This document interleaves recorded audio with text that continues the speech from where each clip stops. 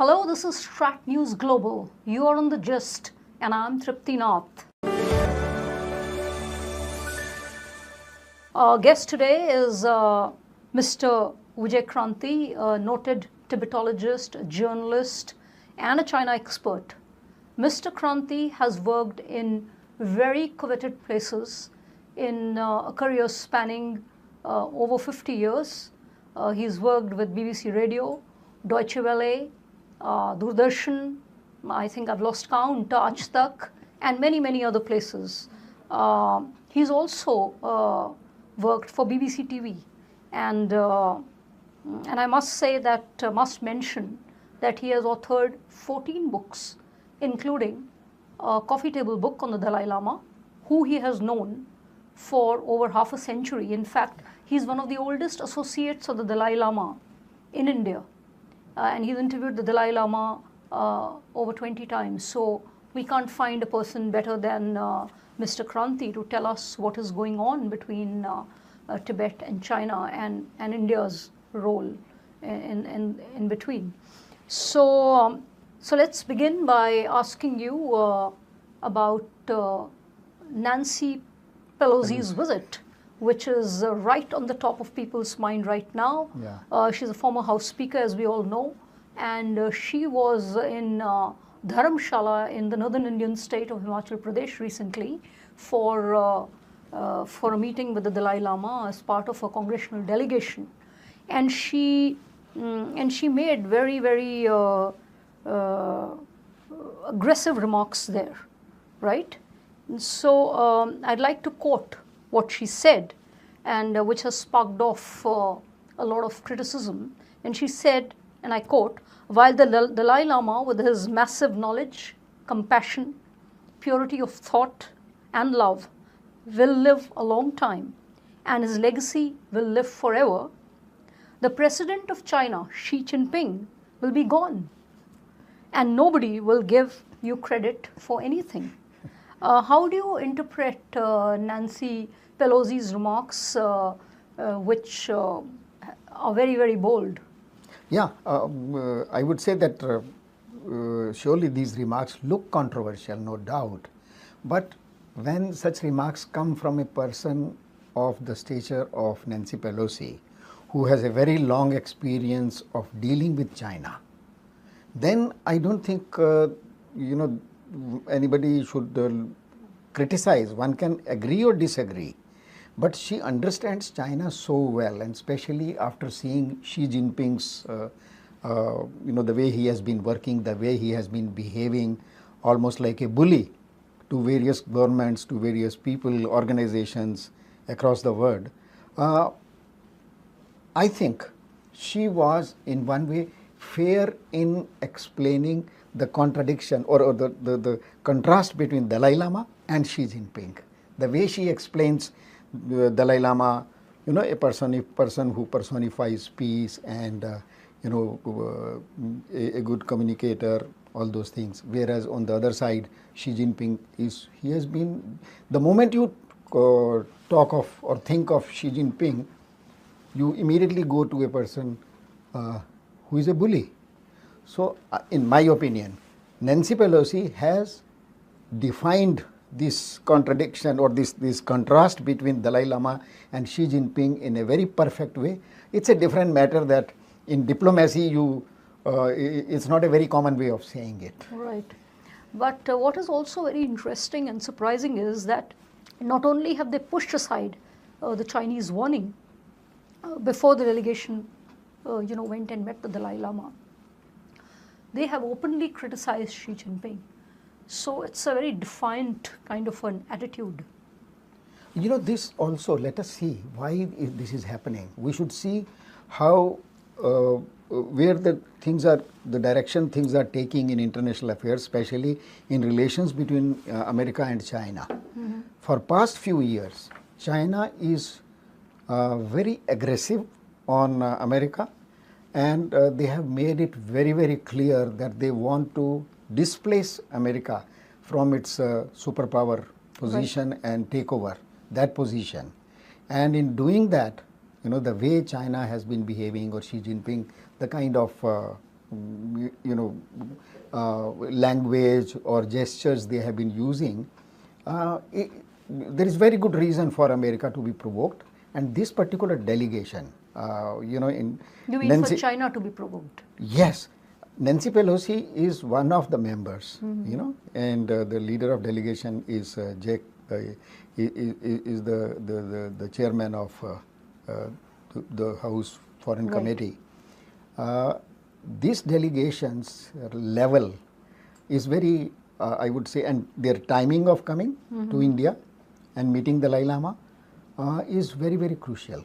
Right. They are coming immediately after passing a resolution, a resolution on Resolve Tibet, the 2024, that is the resolution.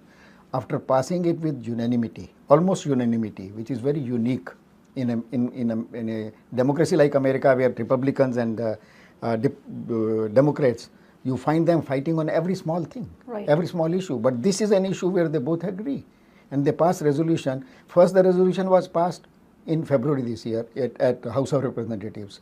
Then in June, it was passed by the Senate, which made a small change, and then it goes back to House of Representatives. They passed it. Every time it was unanimous, and immediately after House of Representatives passed this bill to make, then it will become a law, they have come immediately to India. I say this timing is very crucial. Number one, after the resolution. Number two, after Modi government has taken over third time. Right. They are the first people to enter. And thirdly, what is important is, in my opinion, that the way they have come to see the Dalai Lama and the visual impact of their visit, Surely. that is very outstanding. It sends so many messages to the world that the things are going to change on Tibet, and the whole syntax of politics and is going to change. So this is very significant. Mr. Kranti, you would have noticed that, of course, Nancy Pelosi is a sworn enemy of China, we all know. And she has, her remarks have sparked off criticism on social media. I chanced upon some comments where people are saying, why did the Indian government allow the US lawmakers to come to India and make these anti-China utterances? Do you think India is playing the Tibet card? See, one thing, before I comment on the main question, when you said that there was criticism on the social media, let's not forget, social media is not an independent or a very innocent kind of platform. It is a very, very manipulated and influenced platform. Right. A set of platforms where China is spending more money than the total publicity budget of Indian government and American government put together. They are spending more money. So everything is orchestrated. Yeah, it is orchestrated. Now, because yesterday I saw one very senior journalist, putting the same question on Twitter, asking why the Indian government should have done it. So I had to very politely ask her, did you ask the same question when the Chinese president invited Pakistani Prime Minister to Beijing, and both of them made a common statement against India on Kashmir? Isn't it that situation? Clearly premeditated. So all these comments are influenced and promoted by certain sectors, and one of the major sectors of those influencers and sponsors is China. So I don't think these comments should be taken seriously. Prime Minister Modi is Prime Minister of India. He has got respectable guests to his office, and both are democracies. Both have right to discuss any subject on the earth. So if Modi welcomes them, I think it's a tradition of India to welcome the guests.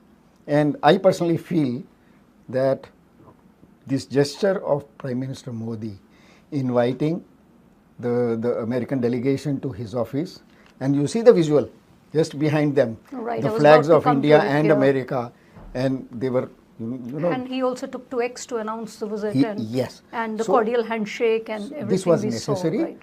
Rather, we should be, if I can use the term, happy that a government of India, which has been playing timid, if I can use the term rightly, Indian government has been playing timid right from the day when China attacked Tibet in 1949 and 50.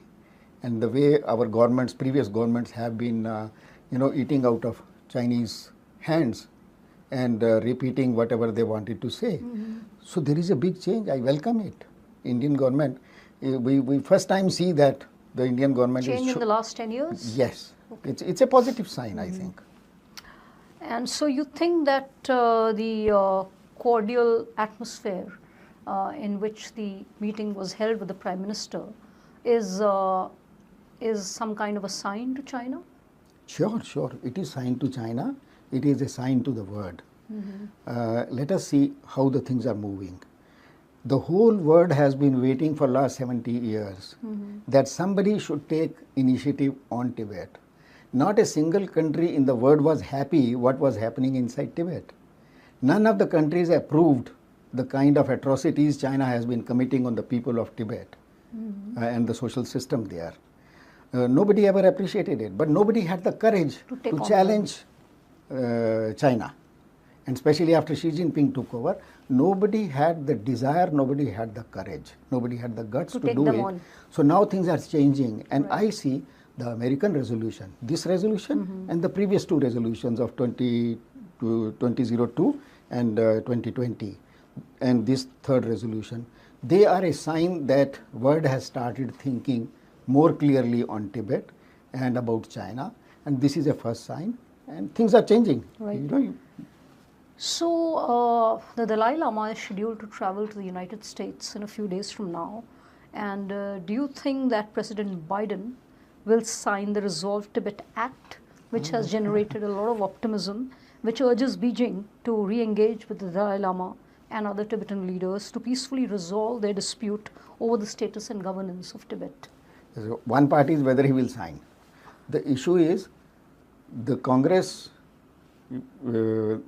has passed these resolutions in both houses, and they were passed by the party of the president, Democrats, and the party of opposition. Both have done it together. So president knows what is happening, and he is going to sign it. We saw it later, previously in the 2020, the Tibet Policy Support Act of 2020 when it was passed. Could you see the alacrity with which the then president, the Republican president, he signed this resolution. The resolution was passed a little before the Christmas, and immediately after the Christmas, the first thing the president did was sign that bill, make it an act. It becomes a part of the American Constitution. So same thing I am seeing, but here I can predict. I can I can foresee that President Biden may have deliberately held it till the day when Dalai Lama is there and he celebrates his next birthday, because on 6th July is Dalai Lama's 89th birthday. Right. So it may be a very symbolic gesture on the part of America and American president that he signs the bill on that day, which will add a lot of value to the content of this bill. Right, but I think we also know that this symbolism can never translate to isolating China because it's too big. Maybe I would like to disagree with you a little that it will not translate. You can say it may or may not. But seeing the situation today, there are far more chances that this resolution is going to make a big change. For example, in previous years, there were very, very rare occasions when world governments would take a bold stand on Tibet, would say something very frankly to the Chinese government. They would not do it. They thought it was not their business. No, they were afraid of muster China. The courage to. They didn't have the courage. Not that they were not aware of what is happening inside Tibet or inside East Turkestan, what China calls Xinjiang, or in South Mongolia, all these 3 colonies of China have been suffering, and the whole world knows what is happening, but they never had the courage. But now when this bill is passed, and the overall ecosystem in the world, what you are seeing today, I can see that this is start a what you call a ripple effect, a Cascading effect. Cascading effect. And we saw the other day, this lower house of Canada, they have passed a very similar resolution. Right. And you will see very soon it will start, and maybe the next step will be in European Parliament. Right. So you told me recently that, in your opinion, the United States is trying to internationalize the issue because China is challenging its supremacy. Yes. How would you qualify this observation? See, in Buddhism they call cause and effect. That is the basic principle, how the world is running. Right. That whatever is happening in the world is actually in that process called cause and effect. Something happens, then the effect of it will cause something next, and that will cause another thing. China has been behaving very, very erratic in recent years. If you see the history of China, there is a very systematic change happening. In Mao's lifetime, they removed the capitalist government. He brought in communism. And in his later years, after he succeeded, he, through cultural revolution and other things, or the Great Leap Forward, he saw to it that any person or any power which could challenge, number one, communism in China again, or his own authority again, they were all destroyed very systematically through cultural revolution. He made the Red Guards finish every single comrade who worked with him, but he had no faith in them. They were all destroyed. So Mao Zedong prepared a secure ground for communism. The later leaders of China, they took it ahead. Deng Xiaoping brought a revolutionary change. He married the system with capitalism, made China rich, made China powerful, and now once China is rich and powerful, the next job then Xi Jinping has taken over to bully the world, to occupy the whole system. This is what he is doing, and he is behaving like a rogue. That is very unfortunate. He is not doing it, smartly. So he has created so much of reaction. So this cause and effect is that he started with America. He wants to pull down America from its supreme position, and America is not going to take it lightly. So now America has realized finally that it has to fight back China. It needs now friends for that, because America can't do it alone. That's why you see their, what you call honeymoon with democratic countries like India, Australia, Japan, South Korea. That is why they are doing it. And right. So on the million-dollar question of reincarnation, how do you look at China's constant interference in asserting that they will select the Dalai Lama's successor? Could you enlighten us on the traditional procedure? Because this is the 14th Dalai Lama. Yeah. And I think the tradition, 500 years old, goes back to 700 or 800 years. Yeah. So how is it normally done? Yeah, I'll tell you, besides the Dalai Lama. procedure, let us first come to the basic question, why China is interested in Dalai Lama's reincarnation. The same China, the same Chinese Communist Party, who have announced always that religion is poison of the people, of masses, who are anti-religion, who have destroyed every religion inside China, including the Christianity, the Islam and Buddhism, in a very, very massive way. They have been doing it. They have destroyed Tibet specifically in a really wild manner. And after doing that, after being so abusive on Dalai Lama that he is a monk, he is a wolf in the garb of, no, he is a wolf in the garb of monks' robes. That kind of abusive language. If you are doing it, then why do you need the incarnation of Dalai Lama? I'll explain why they need it. After China occupied in 1959, then they initially Mao Zedong believed that the Tibetans will be very happy, we'll give them promises and of prosperity, etc., and then they will follow us and they will be make good citizens. But then he realized that people were not happy. So then he took the step of destroying. He discovered that their faith in religion and Dalai Lama was keeping them off the communist, love for communism party. So then they tried to destroy both. Dalai Lama had to run for his life to India. Right. They destroyed every monastery. They disrobed, thousands and thousands of monks and nuns, and burnt their libraries, Destroyed everything. their monasteries, yeah.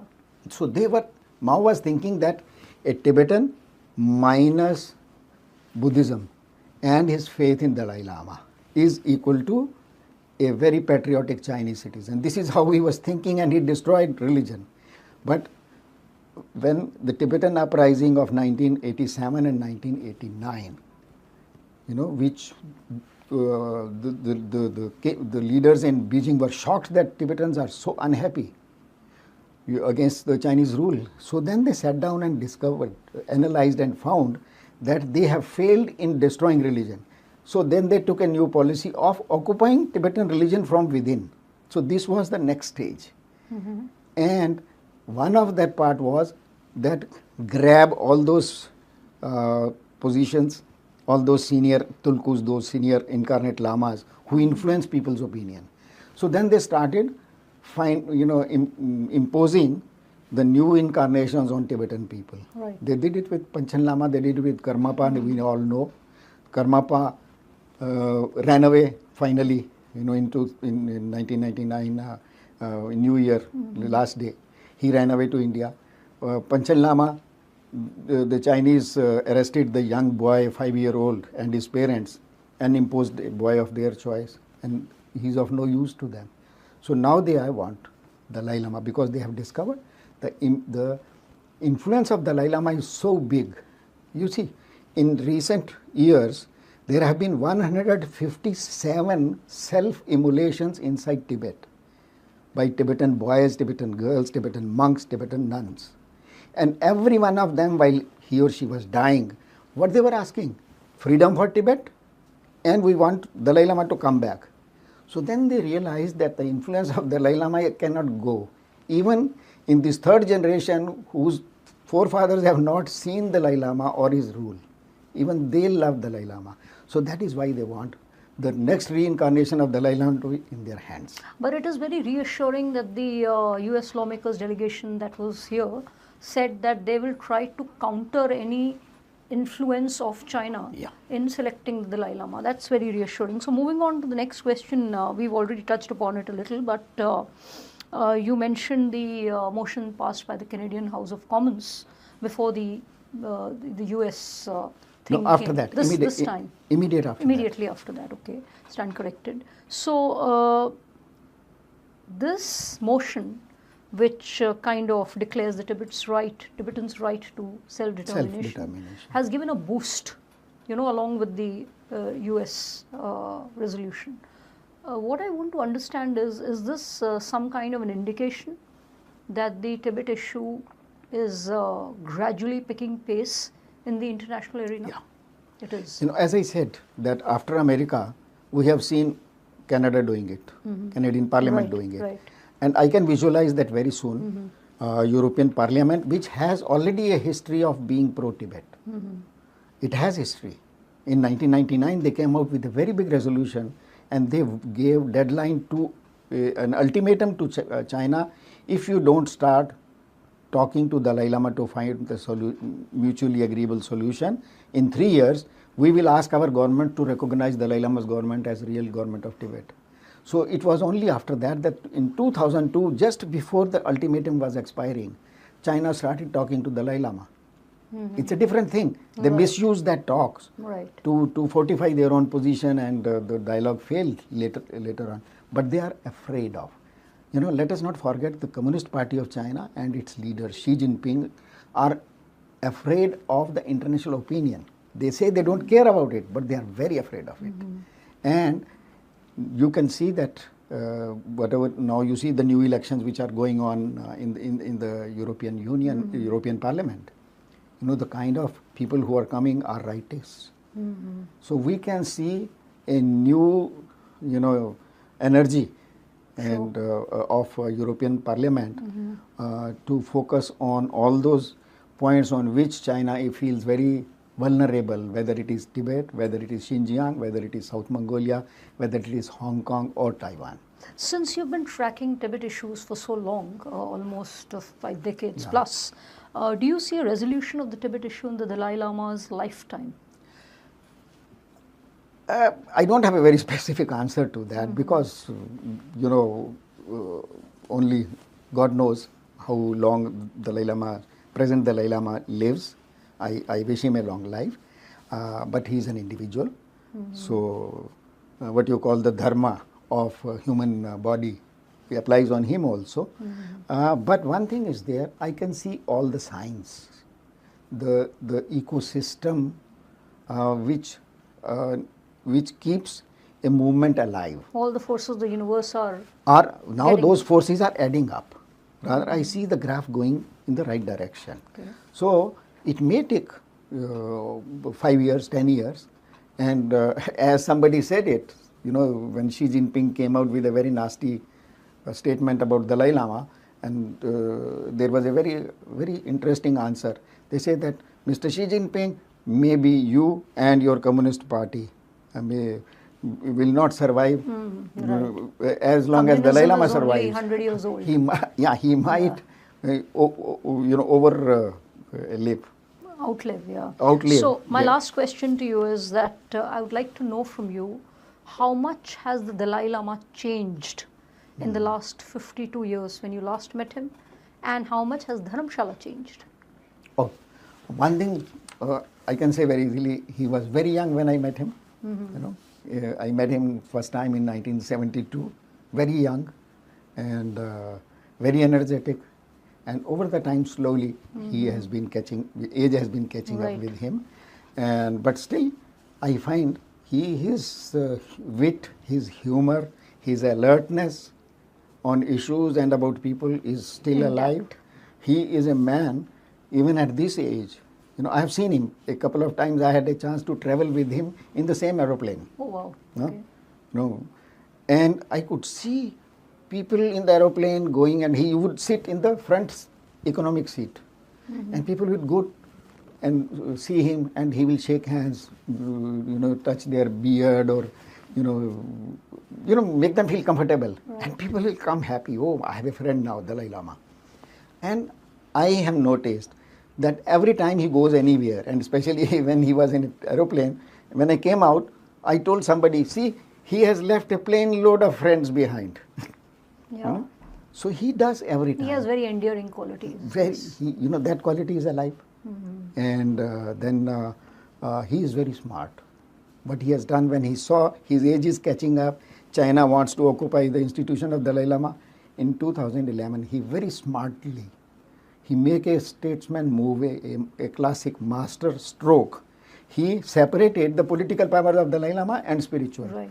So he now holds spiritual powers. If China, suppose China occupies Dalai Lama's institution, then everybody knows it is only the spiritual powers, which the Communist Party doesn't need. The political powers rest with his elected representatives. The Central Tibetan Administration in Dharamshala, the elected parliamentarians, the elected Sikyong, who is president. So he has given an infinite shelf life to the Tibetan system and to the Tibetan struggle. Interesting. How much has Dharamshala changed? It has changed drastically. Really? First time in 1972 when I finished my work and I wanted to come down, the last bus had left from there for Lower Dharamshala. And I asked somebody, is there any taxi? So somebody told me, in those days I used to earn hardly 150 rupees per month. And somebody said, yes, there is a taxi lower Dharamsala, he will charge you 500 rupees. So I ran all the distance. And now Dharamsala has every day traffic jam because of more cars than the road can accommodate. More tourists, more people coming there. Too much of construction. It has become a jungle of concrete, but still spiritually very rich, socially very rich, very interesting, very colorful. So thank you so much, Mr. Kranti, for giving us a bird's eye view on the Tibetan issues and Thank all you. the burning issues around it. To our viewers, please do send in your feedback for this interview that we've had with Mr. Kranti. You may also like to follow all our social media handles for the latest that we put out on our website or interviews like this on YouTube. This is Track News Global, and I'm Tripti Nath.